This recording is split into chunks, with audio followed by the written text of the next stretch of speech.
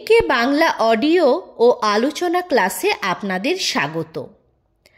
আজকে আমি পাঠ করব মতি নন্দীর লেখা কোনি, পঞ্চম পরিচ্ছেদ। রবীন্দ্র সরোবরে 1 মাইল সাঁতার প্রতিযোগিতা। 25 জন প্রতিযোগী, 22টি ছেলে ও 3টি মেয়ে। স্টার্টিং পয়েন্টে ভিড়। প্রতিযোগীরা তেল মাখায় ব্যস্ত। উদ্যোক্তা ঢাকুরিয়া স্পোর্টস ক্লাবের অনুরোধে ক্ষিতীশ প্রতিযোগিতার রেফারি অব দ্য কোর্স।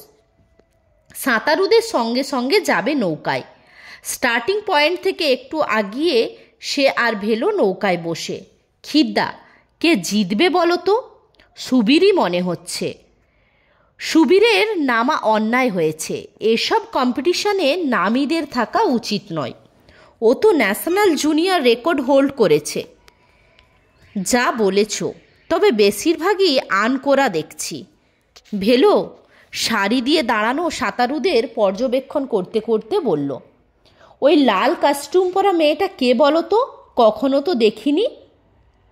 এত দূর থেকে ক্ষিতীশ পুরু লেন্সের মধ্য দিয়ে সাদা টুপি মাথায় লাল রঙে মোড়া তুষার ধবল একটি দেহমাত্র দেখতে পেল। কে তা আমি জানবো কি করে? না, এমনিই বলছি। বালিগঞ্জ ক্লাবের ট্রেনার প্রণবেন্দু বিশ্বাসকে দেখলুম কিনা মেয়েটার সঙ্গে। খুব বড় লোক মনে হলো। ওই যে সবুজ মোটরটা, ওটাই করে এসে নামলো। সঙ্গে বাবা মাও যেন রয়েছে। তুই বড্ড বেশি দেখিস। না দেখে উপায় আছে? মোমের পুতুলের মতো চেহারা। ওর পাশেই দেখো, পোড়া মাটির কেলে পিলসুচের মতো একটা। কি অদ্ভুত দেখাচ্ছে দেখো। ক্ষিতীশ দেখার চেষ্টা করলো। সেকেন্ড কয়েক তাকিয়ে থেকে তার মুখ থেকে বেরিয়ে এলো একটা শব্দ, কোনি। ঠিক তখনই স্টার্টারের বন্দুক গর্জে উঠল। সাঁতারুরা এগিয়ে যাবার পর ক্ষিতীশদের নৌকাটা পিছু নিল। সুবীর এবং আরও গুটি 10 ছেলে এক ঝাঁকে এগিয়ে গেছে। তারপরেও আর এক ঝাঁক। সবশেষে 3টি মেয়ে ও 2টি বাচ্চা ছেলে। 500 মিটার পর্যন্ত এরা 5 জন প্রায় একসঙ্গেই ছিল। তারপরই লাল কস্টিউম ধীরে ধীরে এগিয়ে যেতে শুরু করলো। খিদ্দা, স্ট্রোক দেখছো? শরীরটাকে কেমন ভাসিয়ে রেখেছে। ক্ষিতীশ কিছুক্ষণ লক্ষ্য করে বলল, মেয়েটা ঠিকমতো মাথাটা ঠিকমতো নাড়ানো হচ্ছে না। সেন্ট্রাল পজিশনে না থাকলে শরীরের ব্যালেন্স নষ্ট হয়, স্পিডও কমিয়ে দেয়। শরীরটা রোল করছে বড্ড বেশি। কোনুই আরও উঠবে। এই অমনি তোমার শুরু হয়ে গেল খুদ ধরা। খুদ না ধরলে দোষ সারবে কি করে? ও কি তোমার ছাত্তর? নাইবা হলো। সামনের 2 ঝাঁকের সাঁতারুদের কেউ কেউ এবার মন্থর হয়ে পিছিয়ে পড়েছে। ক্ষিতীশ ঘাড় ফিরিয়ে পিছনে তাকালো। বাচ্চা ছেলে দুটির সঙ্গে কোনি আসছে বৈঠার মতো হাত চালিয়ে, দুধারে মাথা নাড়াতে নাড়াতে। ওদের থেকে অন্তত 20 মিটার সামনে আরেকটি মেয়ে সমান তালে একই গতিতে সাঁতরে চলছে। লাল কস্টিউমের মেয়েটি তার থেকে আরও 30 মিটার সামনে এবং একটি ছেলের থেকে হাত 10 পিছনে। কোনি! সরোবরের পূর্ব তীর থেকে একটা চিৎকার ভেসে এলো। ক্ষিতীশ আর ভেলো একসঙ্গেই তাকালো। বছর 25 শ্যামবর্ণ একটি রুগ্ন যুবক পাড় ঘেঁষে ছুটছে। পরনে ধুতি আর নীল শার্ট, চটিজোড়া হাতে। কোনি, কোনি! গলার স্বরটা আর্তনাদের মতো শোনাচ্ছে। পাড়ে ভিড় জমেছে সাঁতার দেখতে।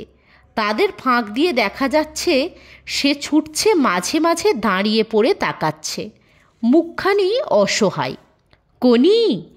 চিৎকারটা হতাশায় ভেঙে পড়ল। ক্ষিতীশ দেখল কোনিকে পিছনে ফেলে বাচ্চা দুটি এগোচ্ছে। লাল কস্টিউম দুটি ছেলের পেছনে ফেলে দিয়েছে। কে বলো তো খিদ্দা? জানি না, কোনো কম্পিটিটরের বাড়ির লোক হবে হয়তো। পাড়ের রাস্তা ধরে ধীর গতিতে সবুজ রঙের একটা ফিয়াট চলেছে। গাড়ির জানালায় উৎকণ্ঠিত একটি পুরুষ ও একটি মহিলার মুখ মাঝে মাঝে হর্ন দিচ্ছে। কোনি! নৌকাটা ঝপঝপ শব্দে দাঁড় ফেলে এগোচ্ছে।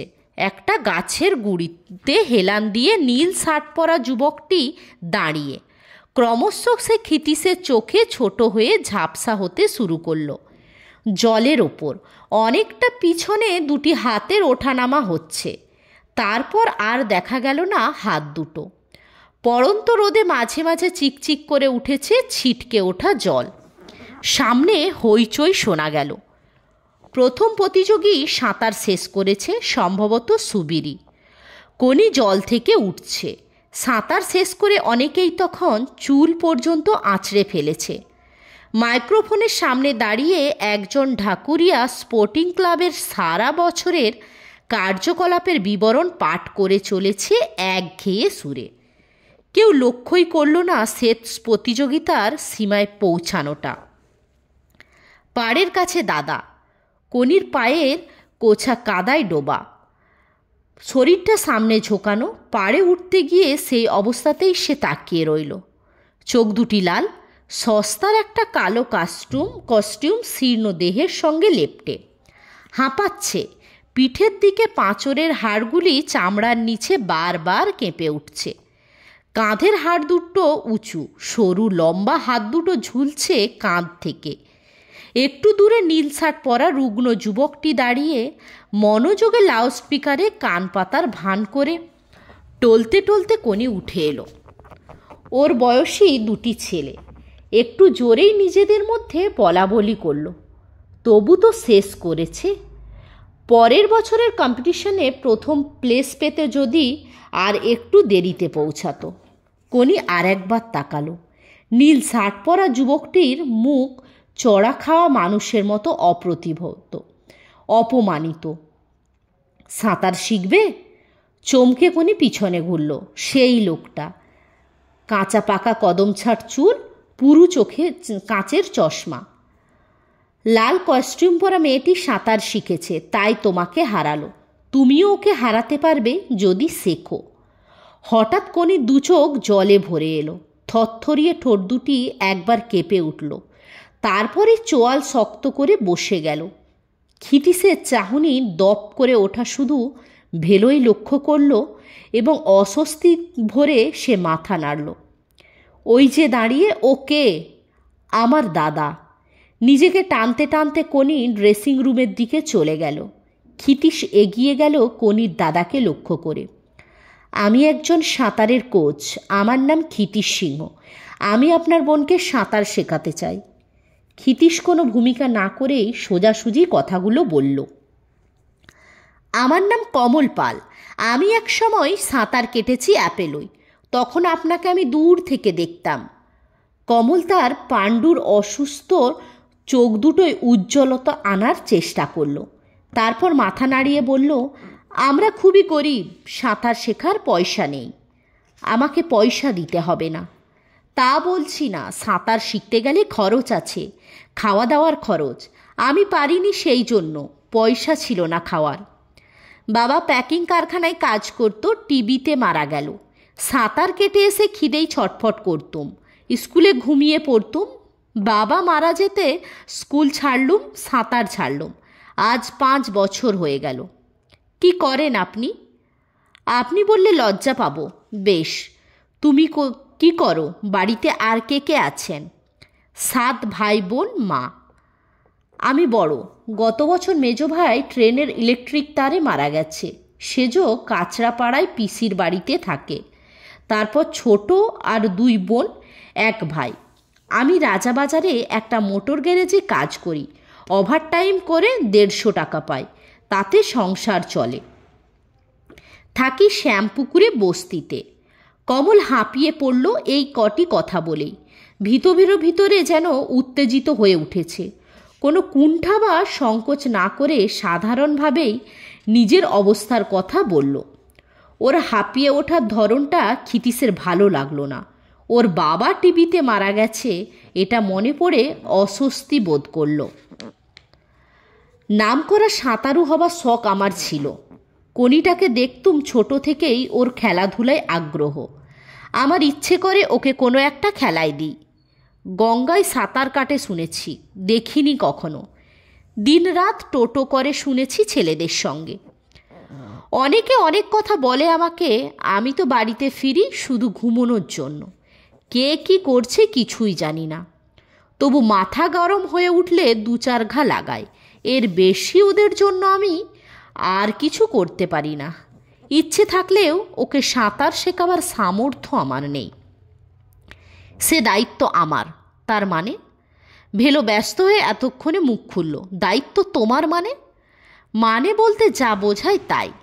ক্ষিতীশ বিরক্তি জানিয়ে কমলকে লক্ষ্য করে বলল, গার্জেনরা সাহায্য না করলে কোনো ছেলে মেয়েকেই শুধু কোচিং দিয়ে বড় করা যায় না। আমি শুধু বাড়ির সহযোগিতাটুকু চাই, বাদবাকি দায়িত্ব আমার। আপনি দায়িত্ব নেবেন সে তো ভাগ্যের কথা। কমলের চোখের পাণ্ডুরতা চকচক করে উঠল। কিন্তু আমি 1 পয়সাও খরচ করতে পারবো না। ধার করে কালকেই 12 টাকা দিয়ে কস্টিউম কিনে দিয়েছি।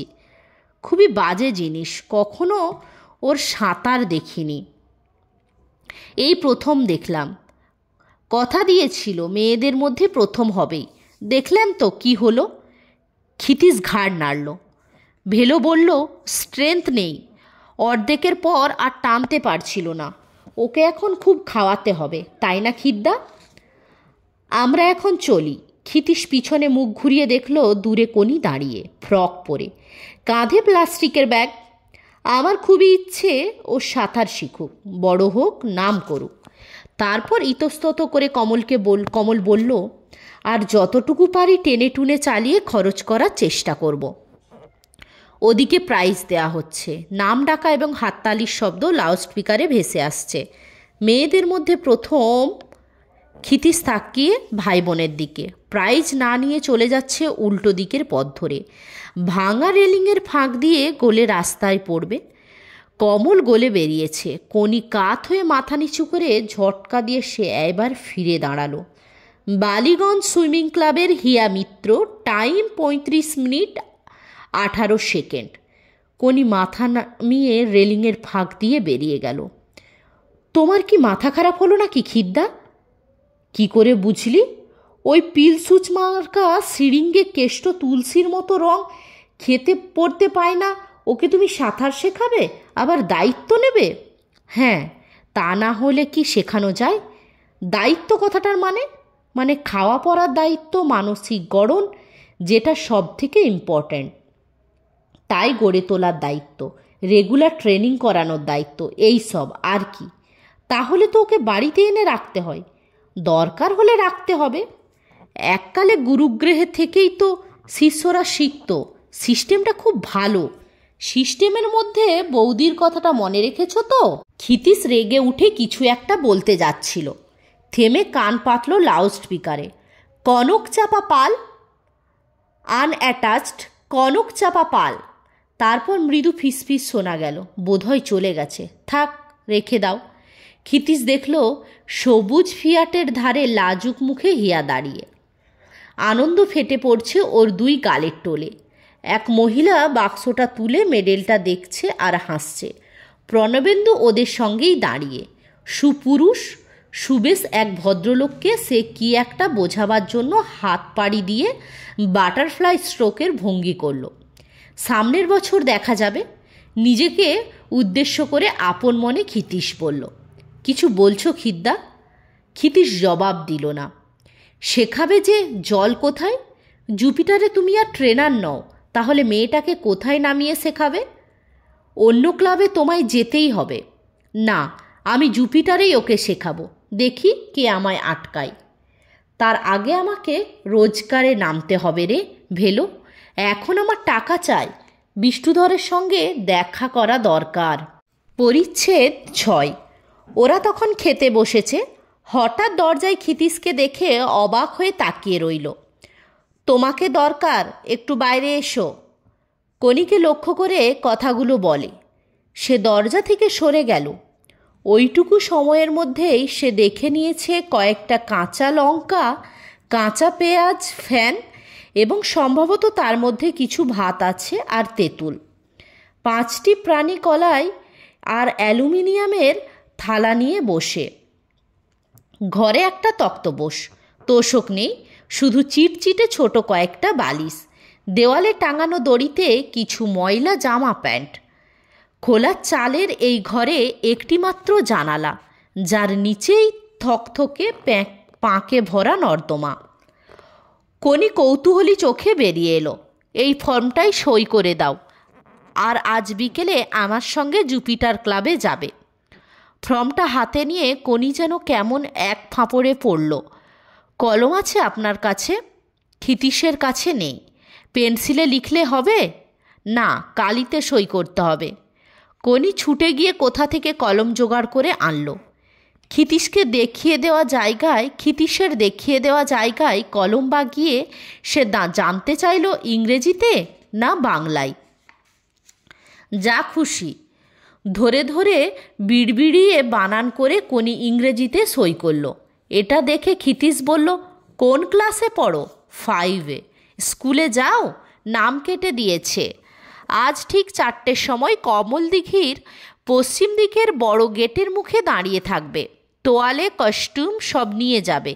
তোয়ালে নেই, আমি নিয়ে যাব, তুমি ঠিক সময়ে আসবে। ঠিক সময়েই কোনি হাজির ছিল। ক্ষিতীশ ওকে নিয়ে ক্লাবে ঢুকল। অফিস ঘরে হরিচরণ আর প্রফুল্ল বসা। ক্ষিতীশ ফর্মটা প্রফুল্লের হাতে দিল। সেটা পড়ে প্রফুল্ল বলল, সুইমার? হ্যাঁ, ট্রায়াল দিতে হবে। তার মানে? ক্ষিতীশ বিরক্ত হয়েই বলল, আমি বলছি তাতে হবে না। তা কি করে হয়? ক্লাবের একটা নিয়ম আছে তো। ট্রেনার যদি বলে তবেই সুইমার। যে সে যাকে তাকে এনে সুইমার বললে আর জলের নেবে যদি ডুবে যায়, তখন আমরাই তো হাঙ্গামায় পড়ব। প্রফুল্ল কথাগুলো বলতে বলতে হরিচরণের দিকে তাকালো। জানালার বাইরে তাকিয়ে হরিচরণ তখন মুচকি হাসছে। জেসে? আমি তাহলে জেসে? ক্ষিতীশ বিড়বিড় করে করল থমথমে স্বরে। কোনি অবাক হয়ে দেখছে দলে দলে ছেলেরা কস্টিউম পরে ক্লাব থেকে বেরোচ্ছে। 3-4টে মেয়েও আছে তার মধ্যে। বাইরে হইচই জলের ধারে নার্ভিস ছেলেদের। বেশ, তাহলে ট্রায়াল নেওয়া হোক। হরিচরণ মুখ ফেরালো এতক্ষণে। কোনিকে আপাদমস্তক দেখে বলল, মেয়েটি কে? আমার চেনা মেয়ে, গুড মেটেরিয়াল, স্ট্রোক শেখাতে হবে। Good material? হরিচরণ ঠোঁট বেঁকিয়ে শব্দগুলো দুমড়ে মুখ থেকে বার করল। কোনিকে আর একবার দেখে নিয়ে গম্ভীর স্বরে বলল, এ ক্লাবের কাউকে স্ট্রোক শেখাতে হলে শেখাবে ক্লাবের ট্রেনাররা। কাল সকালে আসুক। বন্দনা কি টুনু ও ট্রায়াল নেবে। ক্ষিতীশ কয়েক সেকেন্ড হরিচরণ ও প্রফুল্লর মুখের দিকে তাকিয়ে থেকে বলল, আচ্ছা। বেরিয়ে এসে কোনি বলল, কি হলো, ভর্তি করালো না? পরীক্ষা দিতে হবে কোনি, আমাদের দুজনকেই পরীক্ষা দিতে হবে। কথাটা বুঝতে পারল না কোনি। সে আবার জিজ্ঞাসা করল, দুজনকেই কেন? আপনি সাঁতার জানেন না? সাঁতার নয়, আমাকে পরীক্ষা দিতে হবে অপমান সহ্য করার। ক্ষিতীশ জলের ধারের রেলিংয়ের দিকে এগিয়ে গেল। দুটি ক্লাবের প্রায় 400 ছেলে কমল দিঘিতে দাপাদাপি করছে। কয়েকটি মেয়েও আছে। দুটো ড্রাইভিং বোর্ডে কয়েকটি ছেলে। তারা জলে লাফাচ্ছে নিছকই লাফাবার জন্য। বিষণ্ণ চিত্তে ক্ষিতীশ মাথা নাড়ল। কাজের কাজ কেউই করছে না। সুহাস জলে নামছে। একবার সে তাকালো মাত্র তার দিকে। হরিচরণ ক্লাব অফিসের জানালা থেকে চেঁচিয়ে বলল, সুহাস, দুটো 400, তারপর 100 butterfly, back and backstroke each, মনে আছে তো? সুহাস ঘাড় নাড়ল। ক্ষিতীশ হাসল। মাত্র 1100 মিটার? এই ট্রেনিংয়ে এরা উন্নতি হবে? তবে সুহাসের স্ট্রোক নিখুঁত। ক্ষিতীশ বলল, কোনি, ওই যে ছেলেটা জলে নামলো, ওকে লক্ষ্য করে দেখো কেমনভাবে হাত পাড়ি দেয়। কোনি একাগ্র হয়ে তাকিয়ে রইল সুহাসের সাঁতারের দিকে। ক্ষিতীশ এক সময় বলে উঠল, হাতটা মাথাটার ঠিক সামনে জলে ঢুকে সামনে চলে যাচ্ছে, তারপর নিচে নামছে, তারপর টেনে উড়ু পর্যন্ত আনছে। সব থেকে দরকার স্পিডে হাত চালানো। তার মানে এলোপাথারি গঙ্গায় যেভাবে করো তা নয়। সুন্দরভাবে জলে হাতের ঢোকার আর শক্ত কবজি খুব দরকার। আসল স্পিডটা আসে কাঁধের, পিঠের আর হাতের মাসালের শক্তি থেকে। এজন্য তোমার এক্সারসাইজ করতে হবে। এই শক্তিটাকে গুছিয়ে কাজ করালে তবে স্পিড আসবে। মাথাটা কিভাবে রয়েছে দেখেছো? তুমি যেমন এধার ওধার নাড়াও সেই রকম করছে কি, মুখ জলে ডুবিয়ে কেমন এগোচ্ছে, শুধু নিঃশ্বাস নেবার জন্য মাথাটা ওই দেখো পাশে ঘোরালো। বেশি মাথা নাড়ালে স্পিড কমে যায়, কাঁধটা জল থেকে উঠে আছে। কোনি শুনছে কি শুনছে না বোঝা গেল না। সাঁতারুর দিকে কিছুক্ষণ তাকিয়ে থেকে হঠাৎ সে বলল, আচ্ছা ওই মেয়েটার নাম কি? ক্ষিতিশ একটু হতাশ হয়ে বলল, জানি না। ওর কস্টিউমটা কিসের?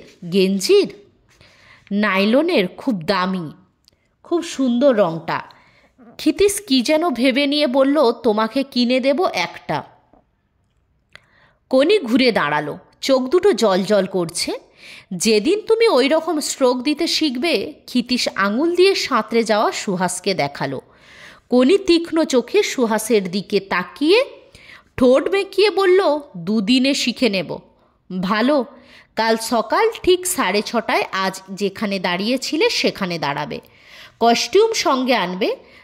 পাস তুমি করে যাবেই সেজন্য ভাবছি না, কিন্তু স্ট্রোক শেখানোর ভার পান্না কি নির্মলের ওপর যদি পড়ে তাহলে তো সব মাটি হয়ে যাবে।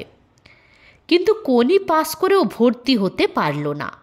সকালে ক্ষিতিশ দাঁড়িয়ে পরীক্ষা নেওয়া দেখল।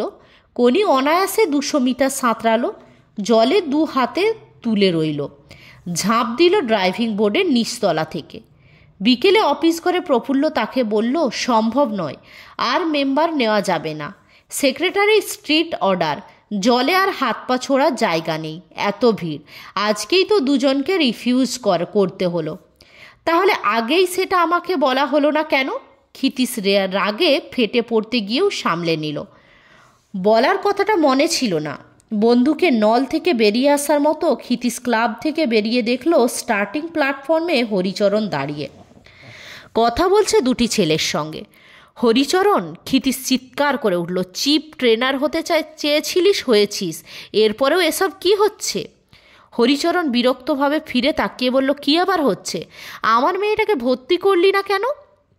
প্রফুল্লর কাছে যাও, ওসব ছেদো ওজোর অনেক শোনা আছে। তবে এই বলে রাখলুম, দেখবি এই মেয়ে তোদের মুখে চুনকালি দেবে, সেদিন আফসোস করবি। ওই মেয়ে যাকে কাল এনেছিলে? ভালো ভালো, তাই দিক। একটা মেয়ে সুইমার বেঙ্গল পাচ্ছে তাহলে।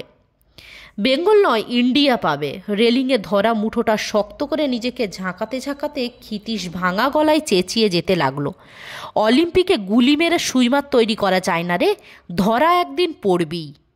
প্রফুল্ল ক্লাব থেকে বেরিয়ে এলো। কি আবোল তাবোল চিৎকার করছো খিদ্দা? বেশ করছি, কর্পোরেশনের জমিতে আমি দাঁড়িয়ে তোদের ইত্রমোটা শুধু দেখছি। মেয়েটাকে তোরা ভর্তি করলি না, ভেবেছিস আর বুঝি ক্লাব নেই? পৃথিবীতে শুধু জুপিটারই একমাত্র ক্লাব। তাহলে যাও না অন্য ক্লাবে। হরিচরণ চেঁচিয়ে বলল, ওই তো পাশেই একটা ক্লাব আছে। তাই যাব। ক্ষিতিশ হনহন করে এগিয়ে গেল অ্যাপেলোর দিকে। পিছনে জমে যাওয়া ভিড়টাকে উদ্দেশ্য করে প্রফুল্ল বলল, পাগল মশাই, পাগল। অ্যাপেলোর গেটে পৌঁছে সম্বিত ফিরল ক্ষিতিশের। দাঁড়িয়ে পড়ে নিজের প্রতি অবাক হয়ে ভাবল, এখানে আমি এলাম কেন? এরা তো জুপিটারের শত্রু, আমি কি নেমোখারাম হলাম? ক্ষিতিশকে দেখতে পেল অ্যাপোলোর অন্যতম ভাইস প্রেসিডেন্ট নকুল মুখুজ্জে। সিঁড়ি দিয়ে নেমে গেটের কাছে এসে বলল, কী ব্যাপার ক্ষিতিশ যে, তুই এখানে? হঠাৎ ক্ষিতিশের মুখ দিকে বেরিয়ে এলো, তোমাদের এখানে জায়গা হবে নকুলদা? জুপিটার আমায় তাড়িয়ে দিয়েছে। যা, কি আজে বাজে বকছিস, তোকে তাড়াবে কেন? সত্যি বলছি নকুলদা, তাড়িয়ে দিয়েছে। আমায় টাকা পয়সা দিতে হবে না, একটা মেয়ে পেয়েছি, তাকে শেখাবার সুযোগটুকু দিও, তাহলেই হবে। ভেতরে আয়, আগে সব শুনি। তার আগে বলে রাখি, আমি কিন্তু জুপিটারের লোক। অ্যাপেলোয় কোনো দিন আমার ক্লাব হবে না। তাহলে তোকে আমরা নেব কেন? আমাকে নয়, মেয়েটাকে নাও, আমি ওকে শেখাবো। ও যদি সম্মান আনে তাহলে সেটা হবে অ্যাপেলোর।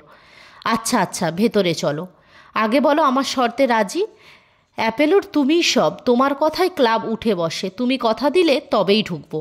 নকুল মুখুজ্জে কিছুক্ষণ স্থির চোখে ক্ষিতিশের দিকে তাকিয়ে থেকে বলল, তোর জুপিটার থেকে বেরিয়ে আসা মানে আমাদের শত্রুর দুর্গের একটা খিলেন ভেঙে পড়া। অ্যাপেলোর ছাদের নিচে তুই আছিস, সেটাই আমাদের ভিক্টরি হবে। আচ্ছা, কথা দিলাম। গেট অতিক্রম করার আগে ক্ষিতিশ একবার পিছনে ফিরল। কমল দিঘির জলে ছায়া পড়েছে পশ্চিমে দেবদারু আর রাধাচূড়া গাছের।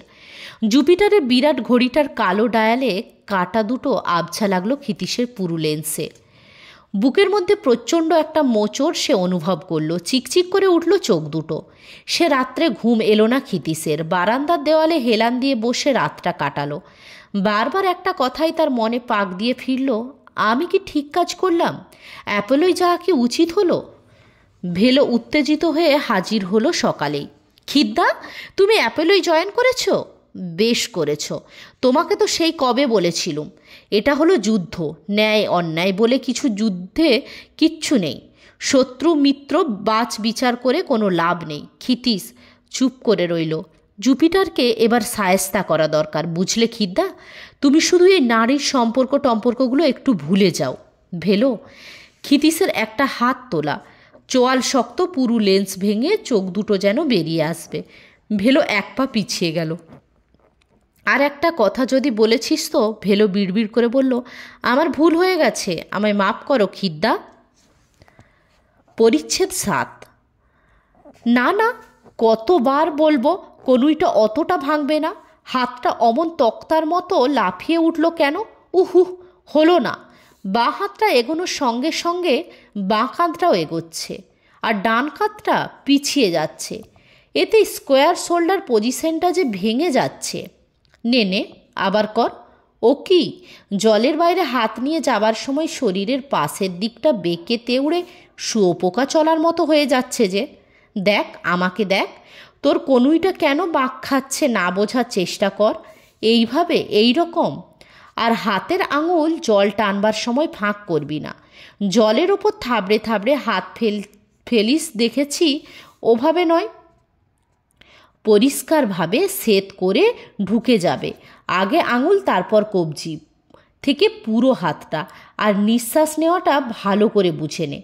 যদি ডান দিকে মাথা ঘুরিয়ে নিঃশ্বাস নিস, তাহলে বাঁ হাতটার কবজি যখন জলে ঢুকেছে তখন মাথা ঘোরাবি।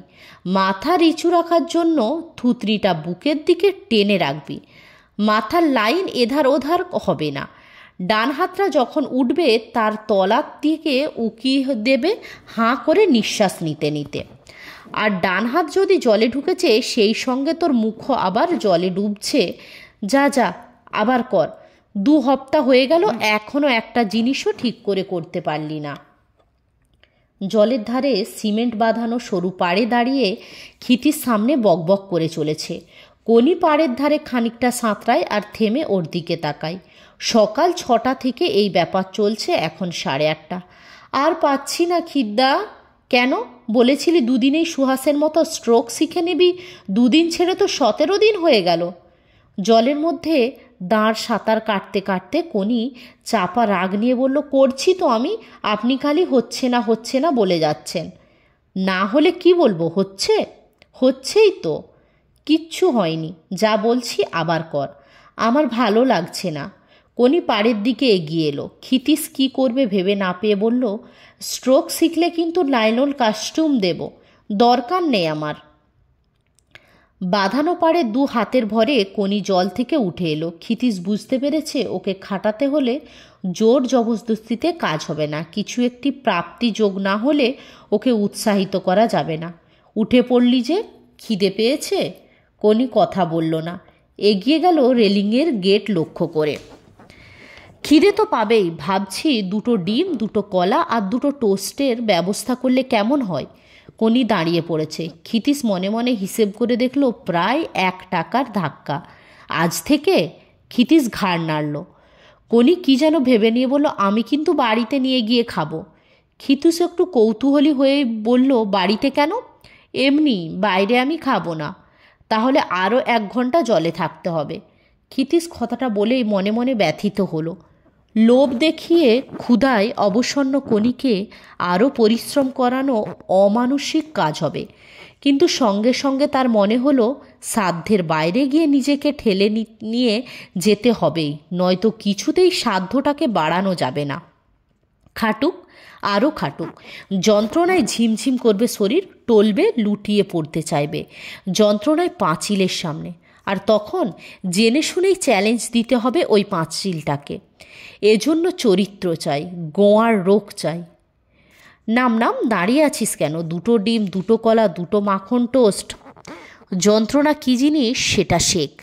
যন্ত্রণার সঙ্গে পরিচয় না হলে, তোকে ব্যবহার করতে না শিখলে, লড়াই করে তাকে হারাতে না পারলে কোনোদিন তুই উঠতে পারবি না। ঠিক আছে ঠিক আছে, কোনোই অতটা উঠবে না মুখ ডুবিয়ে। যন্ত্রণা আর সময় তোর অ্যাপয়েন্টেন্ট, এই দুটোকে আলাদা করা যায় না। যন্ত্রণাকে হারালে সময়কেও হারাতে পারবি, সময়কে হারালে পারবি যন্ত্রণাকে হারাতে। রেলিংয়ে হেলান দিয়ে দাঁড়িয়ে ক্ষিতীশ মনে মনে কনির সঙ্গে কথা বলে যাচ্ছে, আর মাঝে মাঝে চিৎকার করে উঠছে। কমলদিঘিতে এখন সাঁতার কাটছে একমাত্র কনি। মাঝখানে চওড়া ঘাটে 3-4 জন বাইরের লোক স্নান করছে। বাসন ধুচ্ছে একটি স্ত্রীলোক। জুপিটার এবং অ্যাপোলোর নম্বর খোলা স্টার্টিং প্ল্যাটফর্মগুলো পাশাপাশি প্রায় 50 মিটার ব্যবধানে। সেগুলো এখন জনশূন্য। শুধু জুপিটারের স্প্রিং বোর্ড থেকে ঝাঁপ দিয়ে যাচ্ছে গোটা চারেক উটকো বাচ্চা ছেলে। জুপিটারের ক্লাবের বারান্দায় বেঞ্চে বসে 2টি লোক তেলে ভাজা খেতে খেতে গল্প করছে আর হাসাহাসি করছে ক্ষিতীশের দিকে তাকিয়ে। অ্যাপোলো ক্লাবের ভিতর থেকে বেরিয়ে এলো অমিয়া আর বেলা। কনির সাঁতার দেখতে তারা রেলিংয়ের ধারে দাঁড়ায়। অমিয়া 7 পর আজ জলে নেমেছিল। কলেজের পরীক্ষার জন্য সে ব্যস্ত।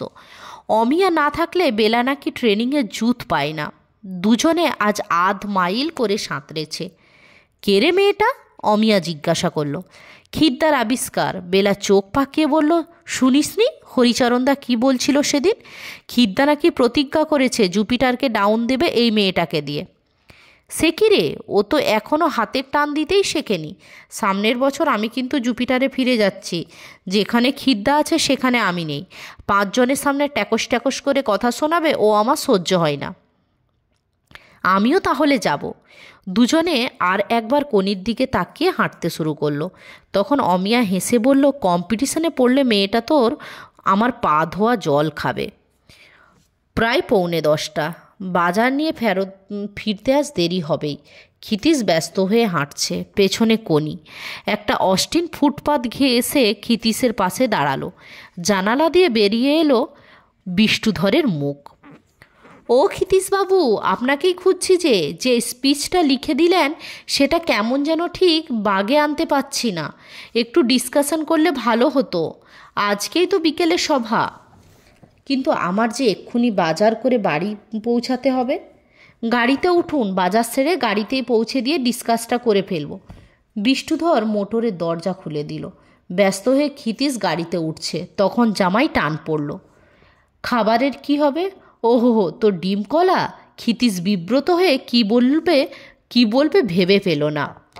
আমাকে বরং পয়সাটা দিয়ে দিন, কিনে নেব। কথা না বলে ক্ষিতীশ পকেট থেকে একটা টাকা বের করে কনির হাতে দিয়ে বলল, বিকেলে ঠিক সময়ে আসিস। গাড়ি চলতে শুরু করলে বিষ্ণুধর জিজ্ঞাসা করল, কে মেয়েটা? আমার ভবিষ্যৎ। ক্ষিতীশ হেসে বলল। লীলাবতী যথারীতি তালা দিয়ে বেরিয়ে গেছে। ক্ষিতীশ রান্নার উদ্যোগ না করে বিষ্ণুধরকে নিয়ে বারান্দায় বসল। বিশু আর খুশি এগিয়ে এলো ক্ষিতীশকে দেখে। বিষ্ণু কুকড়ে গিয়ে বলল, ও দুটোকে সরান, দেখলে গা শিরশির করে। বিড়াল দুটিকে ক্ষিতীশ ছোট্ট ধমক দিয়েতেই ওরা বারান্দা থেকে নেমে গেল। দারুণ ট্রেনিং তো। ওদের ভালোবাসি, তাই কথা শোনে। ভালোবাসলে সব কিছু করিয়ে নেওয়া যায়, মানুষকে দিয়েও। তার মানে মানুষ আর জানোয়ারকে এক লাইনে ফেলছেন? তা কেন? জানোয়ার দেখলে মানুষের গা শিরশির করে, কিন্তু মানুষ দেখলে জানোয়ারের করে কি না আমি জানি না। এই অমনি তেরাবাঁকা কথা শুরু হয়ে গেল। বলতে বলতে বিষ্ণুধর পকেট থেকে বক্তৃতা লেখা কাগজ বার করল। আমি দাগ দিয়ে রেখেছি জায়গাগুলো। রাস্তায় রবারের বল ফাইনাল। চিফ গেস্ট বিনোদ ভোর, বুঝলেন না? ওর দলের ছেলেরা থাকবে। ফস করে যদি কিছু প্রশ্ন করে বসে, আর যদি জবাব দিতে না পারি তাহলে আওয়াজ খাবো, বেইজ্জত হব। ক্ষিতীশ কাগজটা মন দিয়ে পড়ল। কি জানতে চান? ওই যে লিখেছেন, ট্যালেন্ট ঈশ্বরের দান, সেটা ফুটিয়ে তোলা যায়, কিন্তু তার বদলি হিসাবে কোনো কিছুই সে জায়গায় বসানো যায় না। যার মধ্যে ট্যালেন্ট আছে সেটা যদি সে ব্যবহার না করে তাহলে তাকে অপরাধী হিসাবে গণ্য করতে হবে। কিন্তু আমার কথা হচ্ছে, আমাদের দেশে বহু ট্যালেন্টওয়ালা লোক আছে যারা শুধু খাওয়া পরার ধান্দাতেই হন্যে হয়ে ঘুরে বেড়াচ্ছে। সবাগে মানুষের দরকার বেঁচে থাকা, এটা তো মানেন? ক্ষিতীশ ঘাড় নাড়ল। রাশিয়া টাশিয়ার বড় বড় খেলোয়াড়দের খাওয়া পরার চিন্তা করতে হয় না। গভর্নমেন্ট তাদের গুরুত্ব স্বীকার করে স্টেটই তাদের সব কিছু দেয়। সেই রকম আমাদের দেশেও গভর্নমেন্টকে দেখা উচিত যাতে প্লেয়াররা খাওয়া পরার চিন্তা থেকে মুক্ত থাকতে পারে। এই সব কথা একটু বলা দরকার, বুঝলেন না? পাবলিক এখন লেফটিস্ট ধরনের তো।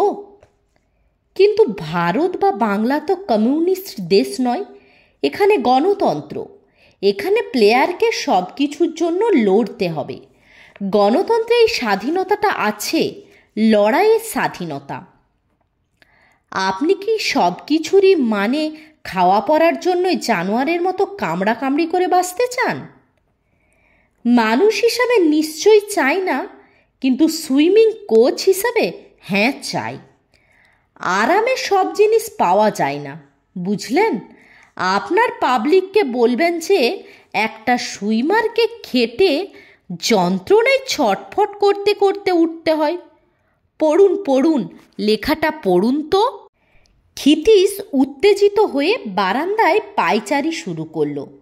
বিষ্ণুধর ভীরু চোখে ক্ষিতীশের দিকে এবং বিশু খুশির দিকে একবার তাকিয়ে নিয়ে পড়তে লাগলো।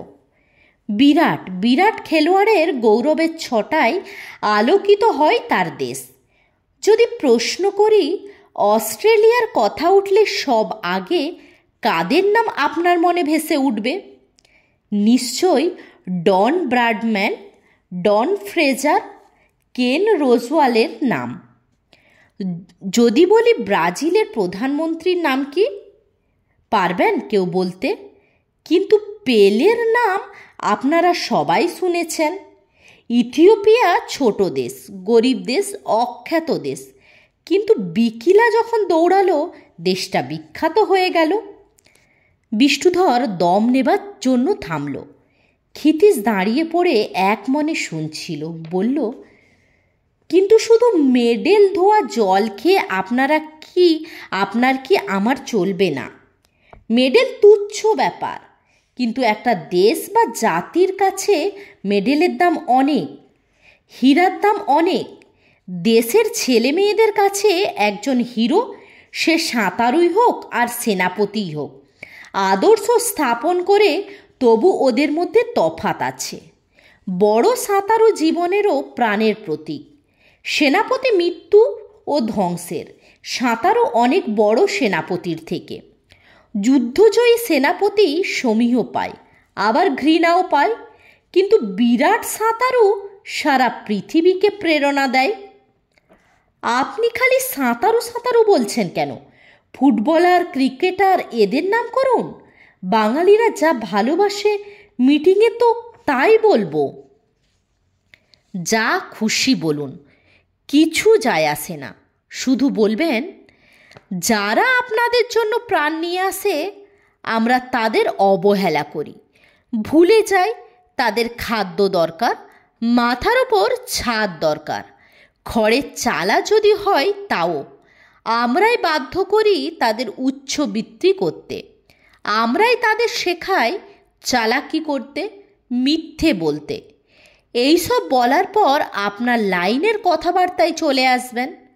খুব কড়া কড়া কথায় গভর্নমেন্টকে এক হাত নেবেন। তাহলে একটু গুছিয়ে লিখে দিন, আমার যেন কেমন তালগোল পাকিয়ে যাচ্ছে মাথার মধ্যে। ক্ষিতীশ ভুক্রুটি করে তাকালো। বিষ্ণুধর তাড়াতাড়ি বলল, এজন্য নিশ্চয়ই ফি দেব। ফি চাই না, একটা চাকরি চাই, যে কোনো চাকরি, অন্তত 150 টাকার। চাকরি? বিষ্ণুধর অবাক হয়ে তাকিয়ে বলল, কোথায় পাবো? আপনার তো ব্যবসা আছে, আমার এখন নিয়মিত টাকা দরকার। এইভাবে বক্তৃতা তো সারা জীবন লেখা যাবে না। আচ্ছা, আমি দেখব ক্ষণ। 8 ঘন্টার মধ্যেই ক্ষিতীশ লিখে দিল। বিষ্ণুধর চলে যাবার পর রান্না চাপিয়ে দিল। উঠোনের দেওয়ালে গাঁথা বড় হুঁকে রবারের 2টো দড়ির প্রান্ত আংটায় বেঁধে আটকাবার কাজে লেগে পড়ল। রবার দুটোর অপর প্রান্তে 2টো হাতল। এই রবার পুলি টেনে ব্যায়াম করেন কোনি। কাজটা শেষ করে সে ছোট পাশ বালিশের মতো চটের থলে 10 বালি দিয়ে ভরতে শুরু করলো। ফ্রি হ্যান্ড ব্যায়ামের সময় এই ওজন ঘাড়ে নিয়ে কোনিকে ব্যায়াম করতে হবে। লীলাবতী বাড়িতে ঢুকে ক্ষিতীশের কাজ দেখে অবাক হয়ে বলল, এগুলো আবার যে বার করলে ব্যাপার কি? কোনির জন্য। কোনি? কে কোনি? একটা মেয়ে, ওকে তৈরি করব। মেয়েটার মধ্যে জিনিস আছে, একেবারে আঁকড়া মাটি, গড়তে পারলে দারুণ সুইমার হবে। তোমাকে এনে দেখাবো, ভীষণ গরিব। লীলাবতী ঘরে ঢুকে গেল। ক্ষিতীশ ঘরের দরজার কাছে দাঁড়িয়ে বলল, ভীষণ গরিব, খেতে পায় না, ভাবছি এখানেই ওর খাওয়ার ব্যবস্থা করব। ঘরের মধ্য থেকে লীলাবতীর শুকনো কণ্ঠস্বর ভেসে এলো, ঘরটা নেওয়াই ঠিক করলাম। ওরা রাজি হয়েছে 5,000 টাকা সেলামিতে। এখন টেনে টুনে চালাতে হবে, বাজে খরচ একদম বন্ধ। ক্ষিতীশ আর কথা বাড়ালো না। বিকেলে অ্যাপেলোয় গিয়ে দেখল কোনি আসেনি। পরদিন সকালে কোনি এলো 8 ঘন্টা দেরিতে। ক্ষিতীশ রেগে তাকে কিছু একটা বলতে যাচ্ছিল, তার আগেই কোনি বলল, খাবারের বদলে বরং আমাকে রোজ 1টা করে টাকা দেবেন। ক্ষিতীশের রাগটা মুহূর্তে অবাক হয়ে গেল। তার মানে রোজ 1টা করে টাকা দিতে হবে আমাকে, তুই সাঁতার শিখবি বলে? এটা কি আমার পিতৃদায়? এত খাটাবেন আর খেতে দেবেন না? কোনির মুখের দিকে কিছুক্ষণ তাকিয়ে থেকে ক্ষিতীশ হেসে ফেলল। কোনিও হাসল। দুজনের মধ্যে নিঃশব্দে যেন একটা বোঝাপড়া হয়ে গেল। তুই একটা আস্ত শয়তান, আমাকে চিনে ফেলেছিস দেখছি। দাঁড়া, তোকে আগে সাঁতারের মজাটা পাইয়ে দিই, তারপর দেখব জলে নামিস কি নামিস না। এখন আমি তোকে খাটাচ্ছি, তখন তুই খাটার জন্য পাগল হয়ে উঠবি। যে মেয়েটার কাছে হেরেছিস তার নাম হিয়া মিত্র, নামটা মনে রাখিস।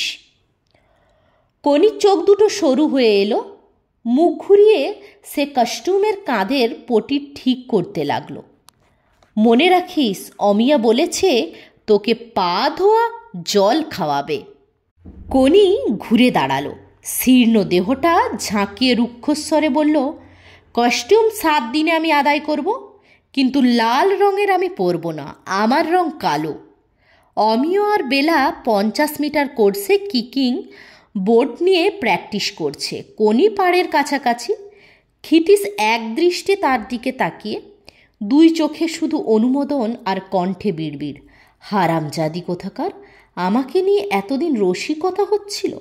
দাঁড়া, তোর ওষুধ আমি পেয়েছি। হিয়া মিত্তির। ক্ষিতীশ চলছে কেমন? নকুল মুখুজ্জে রেলিংয়ে 2 হাত রেখে শুকনো গলায় বলল, তুই কি কিছুই খবর রাখিস না? BAS এর সিলেকশন কমিটি থেকে আমাকে আউট করে দিয়েছে। এসবই জুপিটারের ধীরেনের কারসাজি। এদিকে অ্যাপেলোর আর্থিক অবস্থাও ভালো নয়। 2-1টা টাকাওয়ালা লোক জোগাড় করে দিতে পারিস, প্রেসিডেন্ট করে রাখব। ক্ষিতীশের হঠাৎ মনে পড়ল বিষ্ণুধরকে।